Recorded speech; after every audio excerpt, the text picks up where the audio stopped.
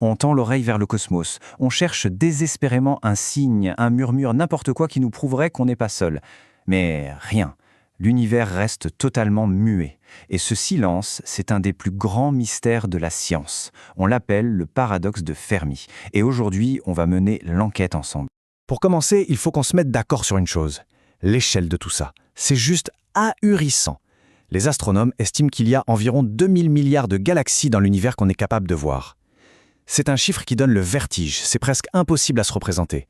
Et attendez, ce n'est pas tout. Chacune de ces galaxies contient des centaines de milliards d'étoiles. Si on fait le total, on arrive à ce chiffre complètement fou, à peine lisible. Chacun de ces points de lumière est un soleil potentiel, souvent avec des planètes qui tournent autour. Franchement, les chances que la vie existe ailleurs semblent infinies. Et pourtant, malgré ce potentiel statistique absolument dingue, on n'a rien. Zéro signal, zéro visite, zéro preuve, le silence de mort. Ce qui nous ramène à la question, posée par le physicien Enrico Fermi il y a plus de 70 ans, et qui est toujours aussi pertinente aujourd'hui, mais alors, où est tout le monde ? Cette simple question nous plonge directement au cœur du problème. Pour cette première étape de notre enquête, il faut bien comprendre la nature de cette contradiction qui hante les scientifiques depuis des décennies. Voilà le nœud du problème.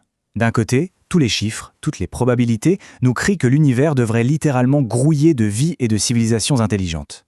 De l'autre, nos observations, nos télescopes, nos instruments nous montrent un vide absolu.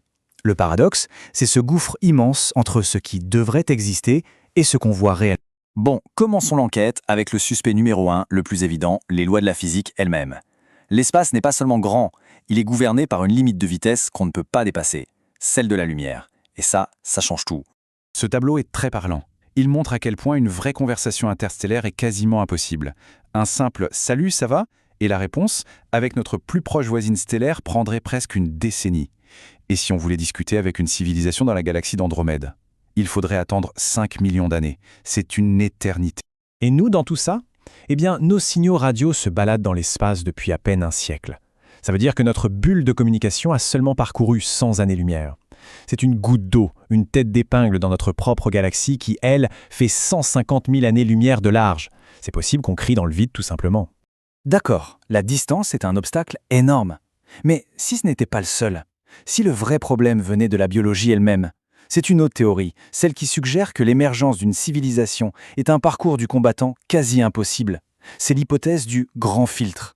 Imaginez une série de barrières presque infranchissables. Il faut déjà que la vie simple apparaisse, puis qu'elle devienne complexe, puis intelligente.